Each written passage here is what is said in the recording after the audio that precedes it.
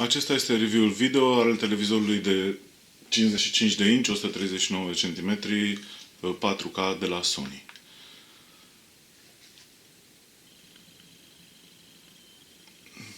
Pentru început să trecem în revistă funcțiile TV.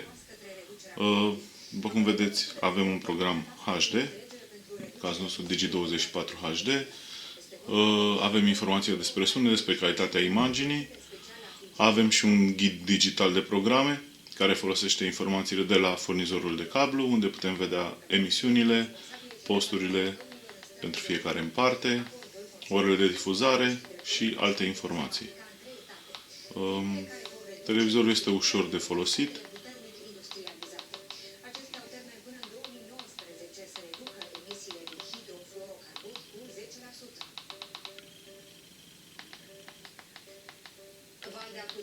Așa. Acum să aruncăm o privire și asupra setărilor de sunet și imagine care sunt disponibile cu televizorul. Prin butonul Action Menu putem să setăm. La imagine avem mai multe moduri de urmărire presetate, standard, strălucitor și, bineînțeles, pentru conținutul pentru jocuri și animații, moduri dedicate. Se pot regla absolut toate setările. Avem setări de luminositate, culoare, senzor de lumină care ajustează luminositatea în funcție de lumina ambientală din cameră. După aia, în setările avansate, se pot seta absolut toate opțiunile necesare calibrării imaginii după dorințele utilizatorului. Modul de sunet, la fel, beneficiază de tehnologiile Sony, Clear Audio. Avem la fel mai multe moduri presetate în funcție de conținutul pe care îl urmărim.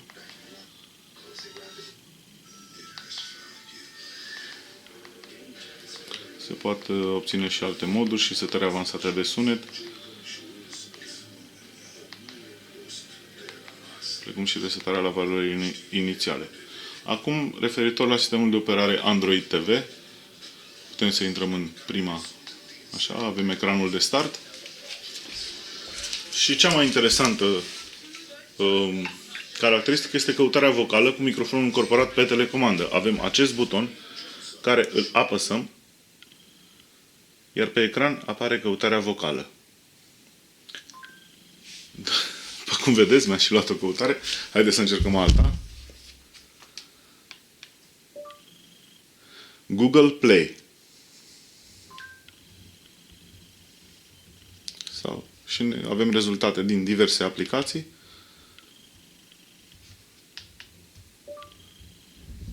Muzică de petrecere. Și astfel găsim imediat pe YouTube muzică de petrecere. Sau Google Play. Și avem rezultate din aplicații și din YouTube. Înapoi pe ecranul de Home.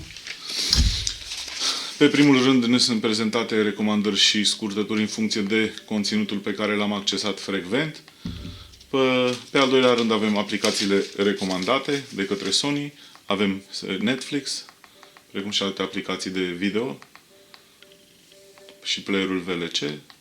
Aplicația Sony Select, care ne oferă conținut recomandat de producător, cu jocuri și aplicații pentru TV. Următorul rând avem toate intrările pe care le putem configura sau le putem selecta. După aia aplicațiile preinstalate din televizor, precum și magazinul Google Play, Google Play Games, Google Play Music, unde putem accesa tot conținutul nostru la care avem acces prin contul Google Play al fiecăruia.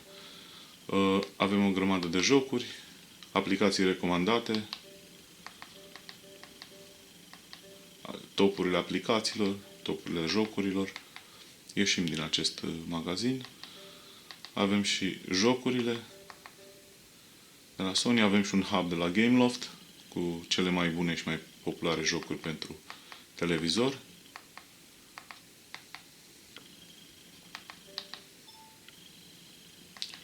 Iar în cele de urmă, setările televizorului, unde putem configura fiecare aspect al acestuia prin multiple dialoguri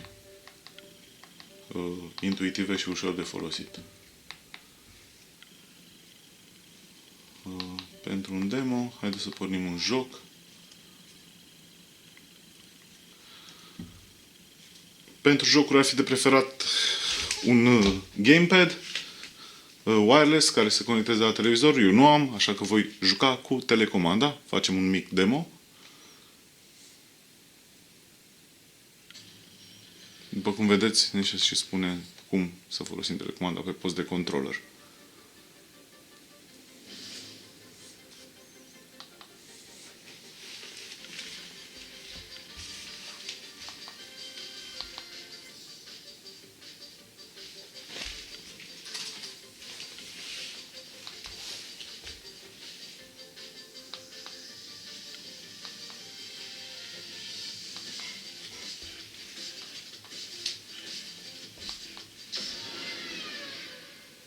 Și acum ne pregătim de cursă.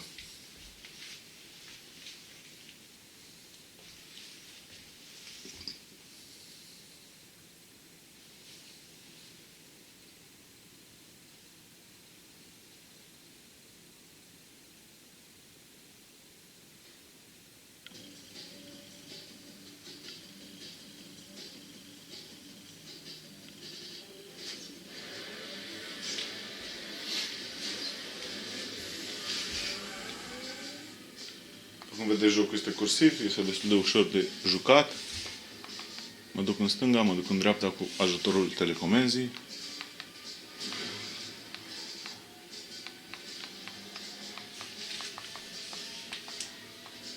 Însă totuși recomand un gamepad pentru o experiență mult mai cursivă și mai plăcută în timpul jocului.